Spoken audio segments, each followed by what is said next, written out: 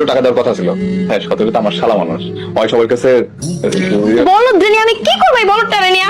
আরে আমার ভাই চ্যাংরা একটা পোলাও, যা বুঝেছে তুমি তাই বুঝছো। কিসের বাজি কিসের কি? আর ওই পোলাপার মানুষ ওই বন্ধু বান্ধব বাজি ধরতেই পারে। এলে তুমি ওর কথা বিশ্বাস করে এতগুলো টাকা দিবা? হ্যাঁ, 100 টাকা ধরাই দিলেই তো অনেক কিছু হইতো, আর 3-4 দিনের পকেট খরচ হয়ে যেত। তুমি এতগুলো হাজার হাজার টাকা শেষ করে দিলা। বুঝো না কেন? ওর বন্ধু সবাই আইছে, সবাই দোকানে খাইছে, তারপর যে টাকা পাওনা ছিল সেই টাকা দিয়ে দিছি। ভালো করছে না গো? দেখছো খুব ভালো করছো। আমার নাচতে মন চাইতেছে এখন। সে বেশি বলো দায়িত্ব, সে বেশি চালাক। ধরতাছি, দাঁড়াও। হ্যালো কিরে মাসুম, কি অবস্থা? শুনলাম তুই নাকি দেশে আসছস। ভাইয়া, আমি তো দেশে আসছি। তা দেশে আসার পরে বাড়িতে না এসে শ্বশুর বাড়ি গিয়ে কেন উঠলি? ব্যাপার কি বলতো? ভাইয়া আসলে হয়েছে কি, হঠাৎ করে চলে আসলাম তো তো শ্বশুর বাড়িতে আসতে হয়েছে। ভাবলাম যে ওইখানে আগে যাই।